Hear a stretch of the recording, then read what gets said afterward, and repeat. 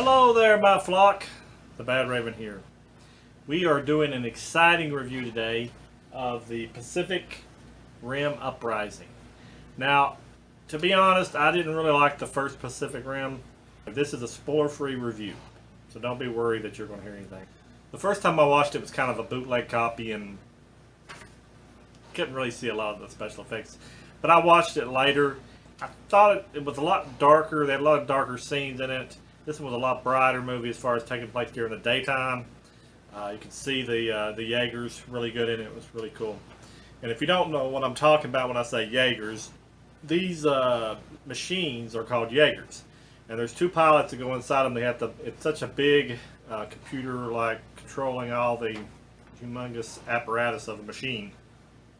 It takes two operators and like these headgears, and they have to be matched, be able to mentally be matched together to be able to fight, to make this machine work and walk and throw fists and fight and everything like that, because they have to be huge to fight the monsters that are called the Kudju.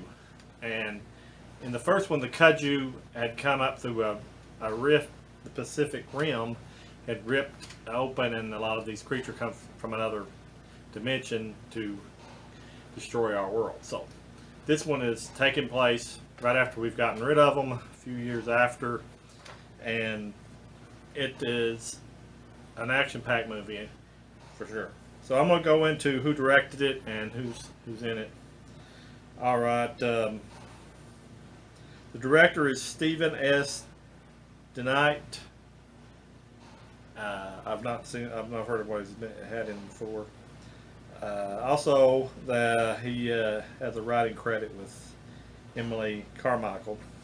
Okay, the cast are John Boyega, which we all know him from as Finn in the Star Wars sagas, and he does a really good job in this movie. I think he plays Jake Pincoast. He's the son of the character in the first one that was the general that ended up closing the Pacific Rim rip and being able to keep the Kudju away. He's supposed to be having to live up to his dad's standards. Dad wanted him to be a Yeager pilot, but he is pretty much, kind of floundering. I will go into more of his character here in a second. We've got Scott Eastwood, the son of Clint Eastwood, in this. He plays Nate Lambert. I'm glad he was in a lot of this movie, because a lot of times I see him as secondary characters in other movies. He's getting to be more of a title, co-starring roles. I think he's an excellent actor. You got Kaylee Spaney as Amra. I can't pronounce the last name, but I'll post it up here. She's a 15-year-old girl in this that can make her own Yeager. She's a very talented, wants to be a Yeager pilot. Then you got Bern Gorman as Dr. Herman Gottlieb, and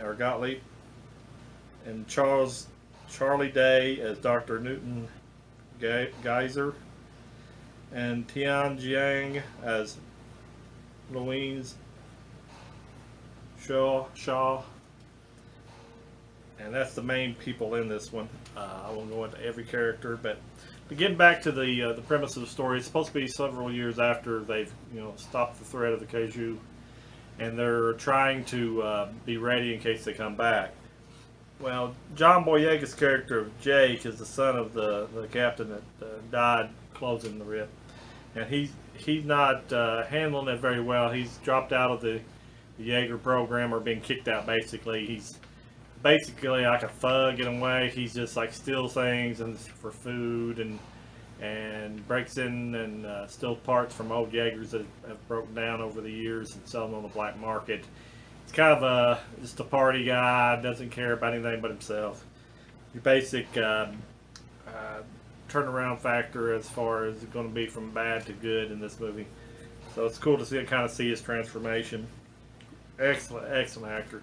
That's one reason why I went to watch this, because I didn't like the first one, and I seen that he was in it, John Boyega, and I thought, well, I will watch it for him, because I think he's a very good actor. Loved him in Star Wars as Finn. Scott Eastwood, also his character's in there. They're both buddies, him and Jake and Nate. Nate is Eastwood character. they're friends. They were in the program together before he was kicked out after his dad died, after Jake's dad died, and they had their own Yeager, so they were able to mind meld together really well, and they were he has Nate has a lot of problems with him quitting and not doing what his dad wanted him to do. So there's a lot of conflict in that. The new girl, the 15-year-old girl played by Kaylee Amar, she is out in the real world like everybody else, and she's got very mechanical skills. Is able to build her own Yeager, maybe not as big one, but a small one, but still in parts from other damaged Yeagers. And she is caught and brought back to the place where everybody that are pilots for Yeagers, and she wants to become a pilot like them, so they take her into the fold. And as all this is taking place, when they get another, they're worried about another attack by the Kaiju, and they have to be ready. So they have to have pilots to be able to man their Yeagers, because you have to be compatible. Well, the Lynn Shaw, she is like the head over like the Chinese part, I guess, of the manufacturing of Yeagers, and she wants to put drones top inside the memory banks of the units. That way they don't have to have a pilots to worry about. They can a pilot can manually operate like a drone does from a far off distance, and not have to wait until they can be in the machine and ready to fight. When the Kaiju comes out, they'll be able to fight them immediately. So she's pushing for that. They're trying to get Jake back into the fold, and so he can lead them. They want him to be like the next version of his dad. So there's a lot of conflict built up in this.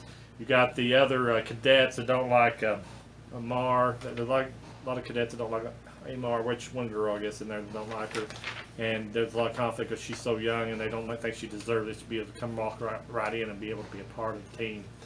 So you got your all around, and then you end up having the Kaiju come back, and you have to find out why they came back and how they end up being in this storyline, which they can have a chance to take to kill out the human race. So I thought, all in all, like we went in there, me and Andrew watched this one.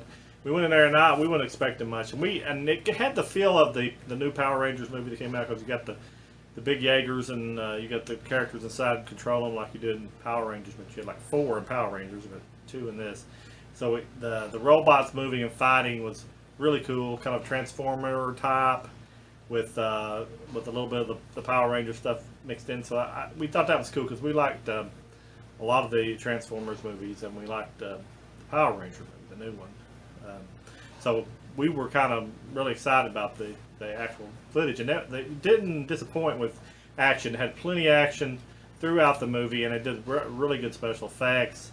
Like I said, the acting was top notch. The story may have been, suspect, but I mean, it was an action movie, and I like that. Told Andrew it's like a popcorn movie, just go in there and you have fun, and I really liked that. That you could just jump into the story, because like he had never watched the first one, and he really liked this one. So it was neat that you could have that starting off point. The bad guy ended up to be somebody you wouldn't expect in it, so I won't give that away because it's a spoiler-free review, I should have said from the very top. But all in all, I give it a good grade. I mean, I would say out of 10, I'd give it a 7. I get a lot of 7s lately, because movies are, not miraculous, but they're watchable. And I'm glad I saw it on the big screen. You don't have to watch it on the big screen, though the action looks really, really cool, and the sound effects really cool on the big screen. But you don't have to go that route if you want to wait till later on a Netflix or a Redbox. I think you wouldn't be, unless you just hate these types of movies. If you like the first one, I think you'll like this one. You may not like it as much. I've seen a lot of people on the internet like the first one really a lot and didn't like this one. But I like this one. I actually liked it better than the first one. But that's me. So hopefully you can get a chance to go out and watch it. Please watch it, because it just came out. It's the #1 at the box office right now, and I think you won't be disappointed. But leave a comment and tell me if you watched it, if you watched the first one, if you liked it. I would glad to hear your responses from that. Always like and subscribe. Tell your friends about the Badraven channel. We really appreciate anything you got to tell the other people out there about the Badraven. And remember, this is our new symbol. It means support the Badraven. We got a Patreon account, people, and the Badraven needs your support. It's just $1 a month, and it would be greatly appreciated in the Badraven channel. And remember that when we throw up this symbol, it means to support the Badraven. If you support the Badraven, you can become one of the elite bad birds. And that's just $1 a month, and you can check in the link in the description of my link for my Patreon account, and that will lead you to being able to support us. We really, really need your support. So I would really appreciate that if you would try to help us out. We need it. And we'd like to say, always remember that the Badraven is your friend, and we're just glad to be here and help you to sift through all the movies out there and find something good to watch. But I'm gonna let you go, and we appreciate you watching. And bye.